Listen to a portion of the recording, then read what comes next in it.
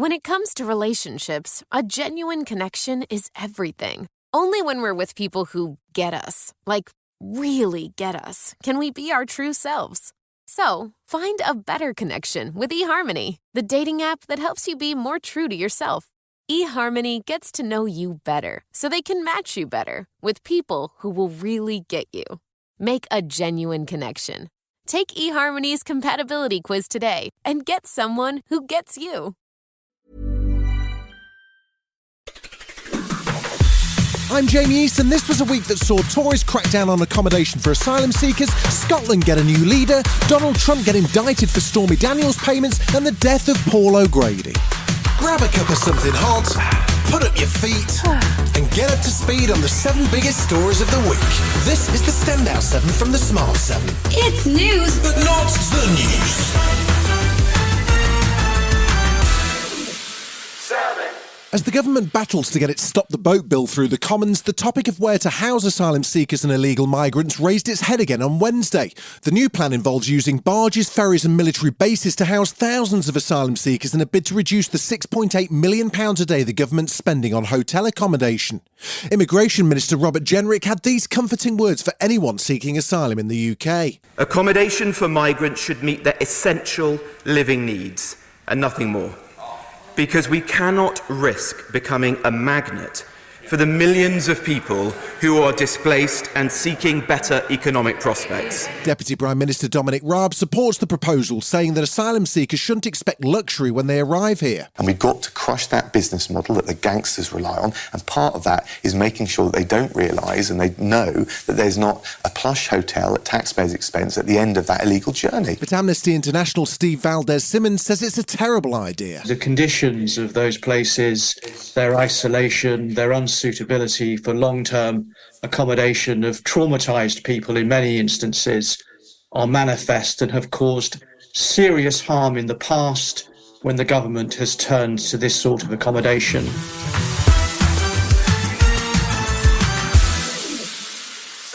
Hamza Yusuf, 26,032. This represents 52.1% final vote. I therefore declare Hamza Yusuf duly elected as the Scottish National Party leader. That's the moment Hamza Yousaf was elected as the new leader of the SNP. He'll become the first person from a non-white background, the first Muslim and the youngest person to serve as First Minister of Scotland when formalities are completed on Tuesday. The 37-year-old says he feels like the luckiest man in the world. In his acceptance speech, he paid tribute to his grandparents who immigrated to Scotland from the Punjab. They could not have imagined that 2 generations later, that their grandson would one day be on the cusp of being Scotland's First Minister. We should all take pride in the fact that today we have sent a clear message that your colour of skin or indeed your faith is not a barrier to leading the country that we all call home. Nicola Sturgeon believes he'll be an outstanding leader, but not everyone's happy with the result. Scottish Conservatives leader Douglas Ross congratulated Yousaf, but is concerned he's got his priorities wrong when it comes to independence. He wants to be first activist for the independence movement, so he is going to be focused, as Nicola Sturgeon was, every day trying to separate our country and divide us all over again.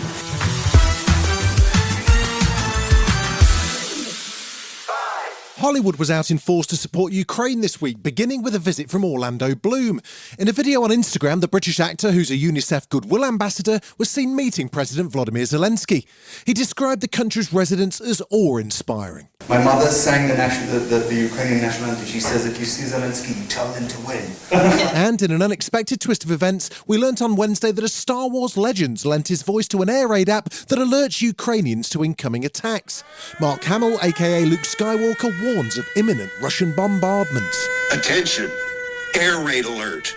Proceed to the nearest shelter. Don't be careless. Your overconfidence is your weakness. Meanwhile, during the week, President Zelensky invited Xi Jinping to visit Ukraine following the Chinese leader's visit to Russia. President Zelensky thinks it's time for the Chinese premier to see what the situation's like on the ground, so has extended his own invitation. Of course, I gave all the diplomatic and public and not public to President of China, and I want to speak with him. Would you invite him here to Ukraine? Oh yes, we are ready. We are ready to see him here. And in further travel plan news, European Commission President Ursula von der Leyen is headed to China next week with French President Macron. It's part of the diplomatic attempt to keep China on side. Ahead of the visit, she's made a speech outlining the EU's position on Beijing. I believe it is neither viable nor in Europe's interest to decouple from China. Our relations are not black or white, and our response cannot be either. And Thursday saw outrage after an American reporter for the Wall Street Journal was arrested and charged with espionage in Russia.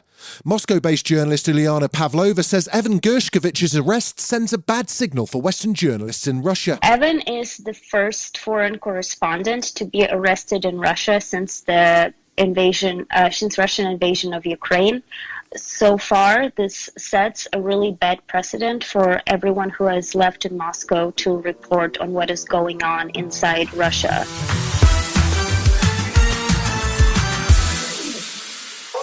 If you were on social media over the weekend, you may have seen some of our favourite MPs were approached by a Korean consultancy firm asking if they would consider sitting on its advisory board. Do you have a daily rate?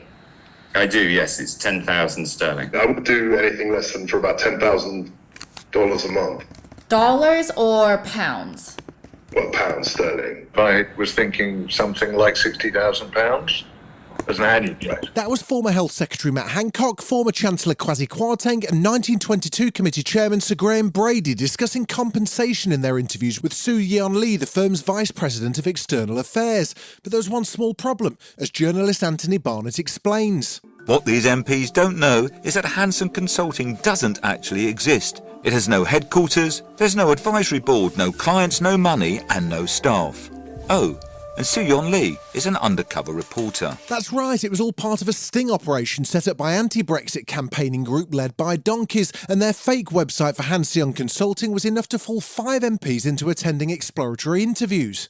MPs are allowed to hold second jobs and there's no limit on how much they can earn, so Levelling Up Secretary Michael Gove, who wasn't involved in the operation by the way, says it's all within the rules. I think it's pretty clear that things that were offered and things that were considered were within the rules, and ultimately the really important thing is a Member of Parliament doing everything they can to put public service first. Still to come on the Standout 7, bookies pay out £19 million in fines and Trump gets indicted. Right after this. When it comes to relationships, a genuine connection is everything. Only when we're with people who get us, like really get us, can we be our true selves. So, find a better connection with eHarmony, the dating app that helps you be more true to yourself. eHarmony gets to know you better, so they can match you better with people who will really get you. Make a genuine connection. Take eHarmony's compatibility quiz today and get someone who gets you. Welcome back.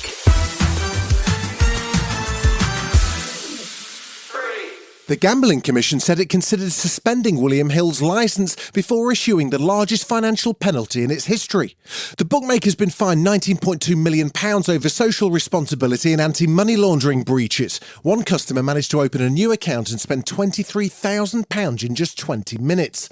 Chief Executive of the Gambling Commission, Andrew Rhodes, told the BBC the betting giant should have intervened. This is a sizable penalty, and this is not something that will be shrugged off. We will take escalating action if operators don't improve. I'm pleased to say in this case, we have seen good improvements within the company under their new management and ownership. Will Prochaska, Strategy Director at Gambling with Lives, says the industry is promoting really addictive products that are extremely dangerous and as serious as any drug addiction. Well, I think William Hill have behaved abhorrently, but I'm not surprised. 90% of the industry's profits come from 5% of customers who are either addicted or at risk of addiction. So this is business as usual for them.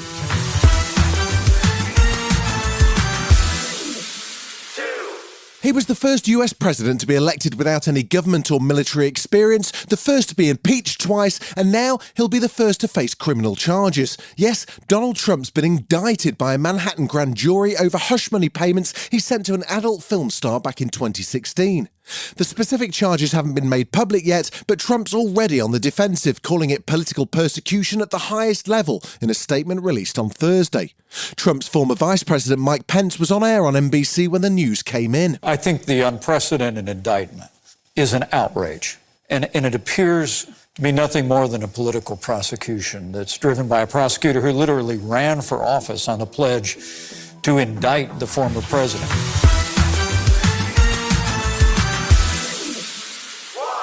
Entertainer, broadcaster and comedian Paul O'Grady has died aged 67. He became famous initially under his drag persona Lily Savage, then went on to retire the character in 2004 and appear as himself. He hosted game shows including the reboot of Blind Date, the BAFTA-winning talk show The Paul O'Grady Show, and had a 14-year career as a Radio 2 presenter. His love of animals, particularly dogs, saw him win an RSPCA Animal Hero Award. He passed away unexpectedly but peacefully, in the words of his husband Andre Potasio, who invited fans to celebrate his life. Here he is as Lily Savage joking about life before drag. Rest in peace, Paul. I mean, we've all done odd jobs. Julian Clary started out as a professional wrestler, you know. He did. His stage name was Mick McManus. Honest to God, it was period. So one terrible night, he got a punch in the ring. He was never the same again. Never the same again. You've been listening to The Smart 7. We'll be back tomorrow at 7 a.m. Hit that follow button and have a great day.